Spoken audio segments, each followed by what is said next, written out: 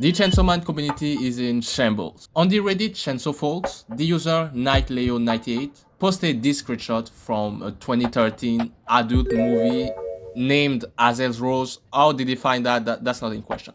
According to my research, she's actually an actress. But now you're gonna say, what do you mean by research? My nigga, I regret searching that. Okay, seriously, that's some extreme shit. So like, and with the name being similar and knowing the type of individual Fujimoto is, people conclude that it was the inspo of the character. It's not necessarily true. It's a well-known fit combo, and the name might just be a coincidence. But I'm not gonna lie, the other scenario is funnier, so I'm gonna just go with that. Now, do I care?